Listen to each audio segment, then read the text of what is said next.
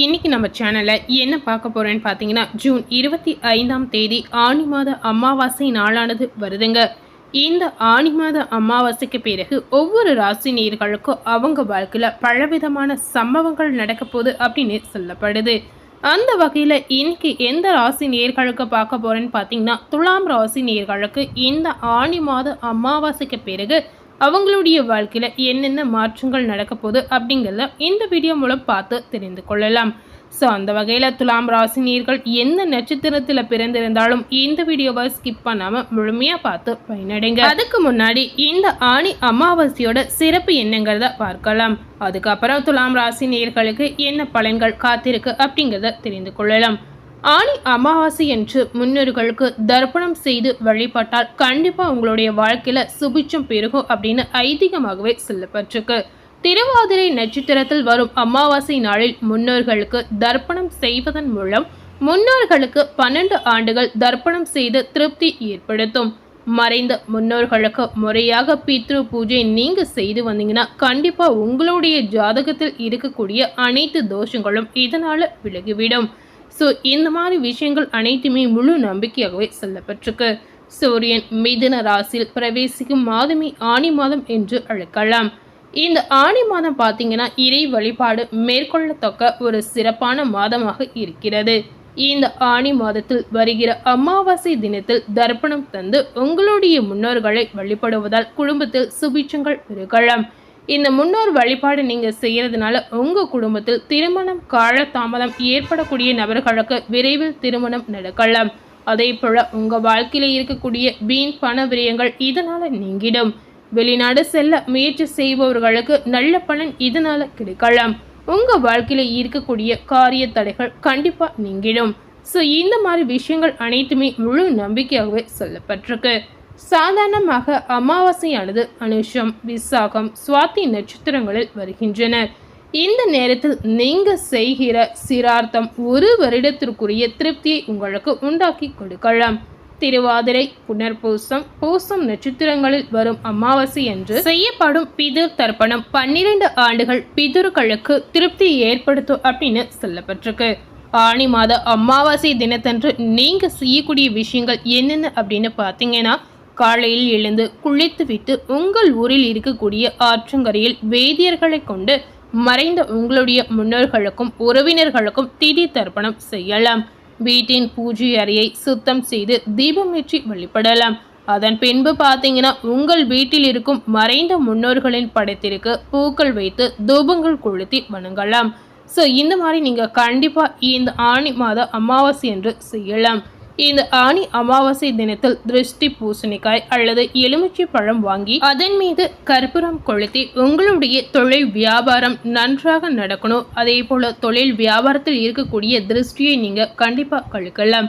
சந்தர்ப்ப சூழ்நிலை காரணமாக அமாவாசை திதி தர்ப்பணம் செய்ய முடியாதவர்கள் பார்த்தீங்கன்னா இந்த ஆனி மாத அமாவாசை என்று உங்களுடைய வீட்டிலே முன்னோர்களை வழிபாடு செய்யலாம். இந்த மாதிரி முன்னோர்களை வழிபட்டு அவர்களுக்கு கருப்பு மற்றும் வெள்ளையில் கலந்த சாதத்தை காகங்களுக்கு நீங்க உணவாக வைக்கலாம். இப்படி நீங்க செய்யறதுனால முன்னோர்களுக்கு திதி அளித்த பலன் முழுமையா கண்டிப்பா உங்களுக்கு கிடைக்கலாம். இதுதாங்க இந்த ஆனி மாத அமாவாசையோட சிறப்பு. இந்த ஆனி மாத அமாவாசைக்கு பிறகு துலாம் ராசி நேயர்களுக்கு என்ன பலன் கிடைச்சிருக்கு அப்படிங்கிறத பார்க்கலாம். துலாம் ராசி நேயர்களுக்கு இந்த காலகட்டத்தில் பல அதிர்ஷ்டங்கள் கண்டிப்பா காத்திருக்கு. அதாவது வீடு வாங்கக்கூடிய யோகம் கிடைக்கலாம். பணத்திற்கு எந்தவித குறையுமே உங்களுக்கு இருக்காது. அதே போல அதிர்ஷ்டம் நீங்க எதிர்பார்க்காத அளவிற்கு உங்களுக்கு வந்து கொண்டே இருக்கக்கூடிய ஒரு சிறப்பான காலகட்டமா இந்த ஆனி அமாவாசைக்கு பிறகு வரக்கூடிய நாட்கள் இருக்க போது. துலாம் ராசினியர்கள் பொதுவாகவே பார்த்தீங்கன்னா மிகுந்த நல்ல மனிதர்களாக இருப்பார்கள். கடந்த சில ஆண்டுகளாக பலவிதமான பாதிப்புகளையும் சவால்களையும் சந்தித்து வந்திருக்கக்கூடிய ஒரு சூழல் உங்களுக்கு இருந்திருக்கலாம்.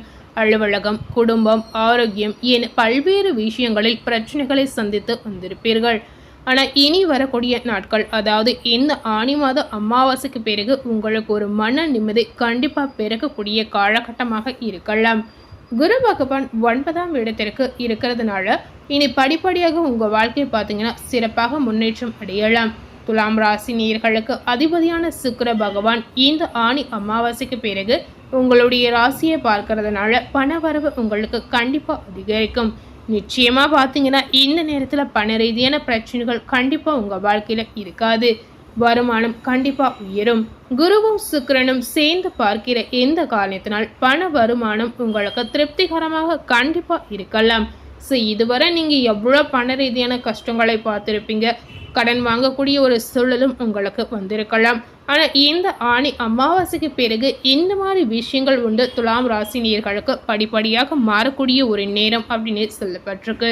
துலாம் ராசியை சேர்ந்த மாணவர்கள் மிகுந்த சிரமத்தை சந்திக்கக்கூடிய ஒரு சூழல் கண்டிப்பாக இந்த நேரத்தில் ஏற்படும்.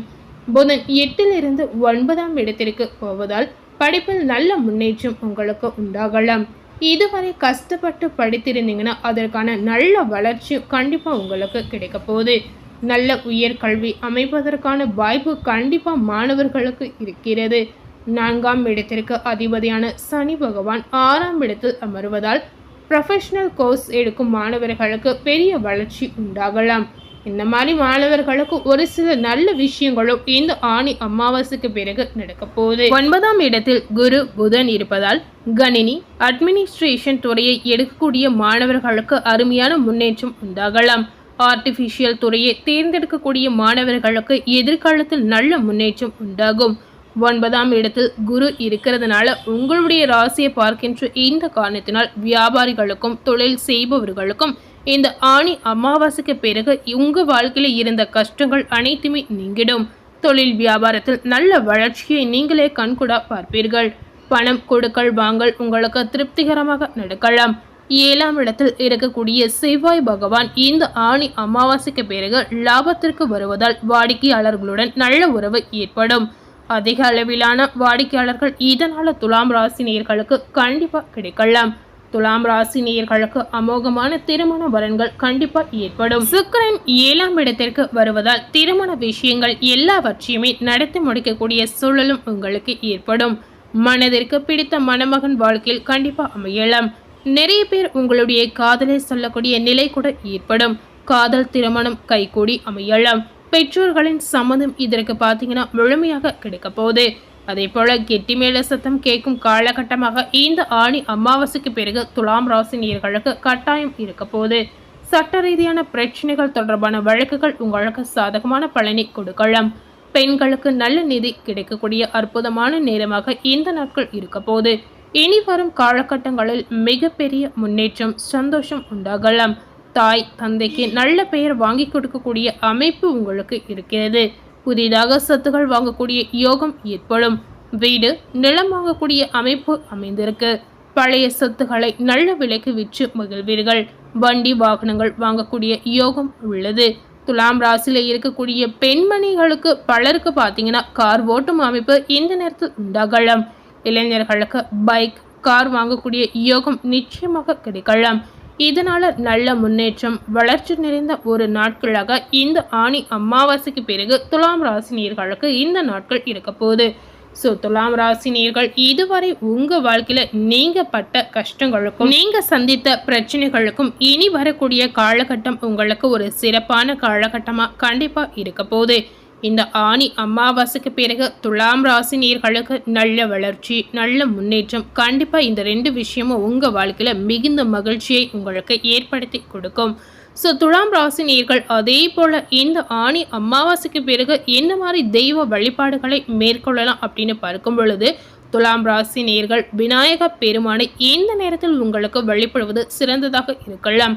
வாரத்தில் ஒரு முறையாவது விநாயக பெருமானை வழிபட்டு விநாயக பெருமானிற்கு ஒரு அர்ச்சனை செய்து மனம் உருகி நீங்கள் வேண்டிக் கொள்ளலாம். இந்த மாதிரி நீங்கள் செய்யும்போது உங்கள் வாழ்க்கையில் இருக்கக்கூடிய ஏதாவது ஒரு நெகட்டிவான விஷயம் கண்டிப்பாக மாறலாம். ஸோ இன்னைக்கு நம்ம சேனலில் துலாம் ராசி நேயர்களுக்கு இந்த ஆணி மாத அமாவாசைக்கு பிறகு என்னென்ன மாற்றங்கள் நடந்திருக்கு அப்படிங்கிறத இந்த வீடியோ மூலம் முழுமையாக பார்த்து தெரிந்திருப்பீங்க.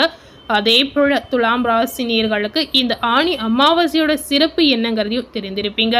ஸோ இந்த வீடியோவை நீங்கள் பார்த்து பயனடைந்த மாதிரி உங்கள் ஃப்ரெண்ட்ஸ் அண்ட் ஃபேமிலி பார்த்து பயனடையணும்னு நினச்சிங்கன்னா இந்த வீடியோவை உங்கள் ஃப்ரெண்ட்ஸ் அண்ட் ஃபேமிலிக்கு லைக் பண்ணி ஷேர் பண்ணுங்கள். மேலும் இது போல் ஒரு புதிய தகவலை தெரிந்து கொள்ளணும் அப்படின்னு நினச்சிங்கன்னா மறக்காமல் நம்ம சேனலை சப்ஸ்கிரைப் பண்ணி அதே போல் பக்கத்தில் இருக்கக்கூடிய பெல் பட்டனையும் மறக்காமல் ப்ரெஸ் பண்ணிடுங்க.